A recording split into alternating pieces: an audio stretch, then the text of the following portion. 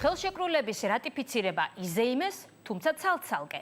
უმრავლესობა პარლამენტის კინოდარბაზში შეიკრიბა, უმცირესობა კი საკუთარ ოფისში. იყო გამონაკლისიც თავისუფალი დემოკრატების წევრმა დავით ონოფრიშვილმა ამ საზეიმო განწყობის გაზიარება ყოფილ თანაგუნდელებთან ერთად არჩია. მართალია ცალ-ცალკე აღნიშნეს, მაგრამ დღის მოვლენაზე პოლიტიკოსების მოსაზრებები იდენტურია. ნათია სონღულაშვილი შეეცადა თავი მოეყარა ევროპული დღის თბილისური შთაბეჭდილებებისთვის.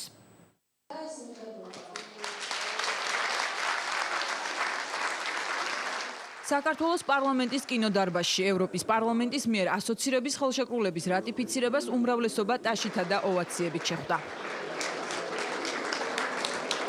ჩვენ დავადექით გზას, რომლის ლოგიკური დასასრული იქნება საქართველოს ევროკავშირში გაწევრიანება. ამ ნაბიჯებს ედოდა ჩვენი წინაპრები, წინათაობები, წინამოწვევის პარლამენტის წევრები, საქართველოს მოსახლეობა. ეს უკვე ევროპარლამენტში ყოფილი პრეზიდენტის გამოჩენაზე უმრავლესობის რეაქცია.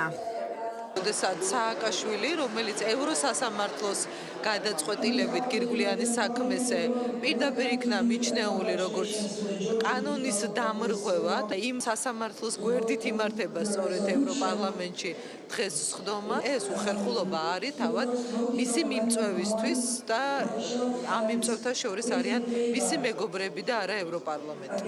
რომ მოსწრებოდა ამ დღეს ედვარდ შევარდნაძე, რომლის მიმართაც ისევ როგორც სააკაშვილის მიმართ ოპოზიციაში ვიყავით, მე მივესალმებოდი, რომ ისიც ყოფილიყო იქ, იმიტომ რომ საქართველოს ყველა ხელისუფლება შევარდნაძის ხელისუფლებიდან დაწყებული ევროპულ არჩევანში იყო გულსფელი.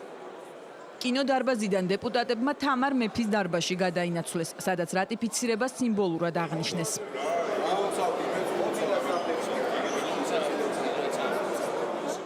მიწვევის მიუხედავად კინოდარბაზში არ გამოჩენილან ერთიანი ნაციონალური მოძრაობის წევრები, მათ რატიფიცირება საკუთარ ოფისში აღნიშნეს.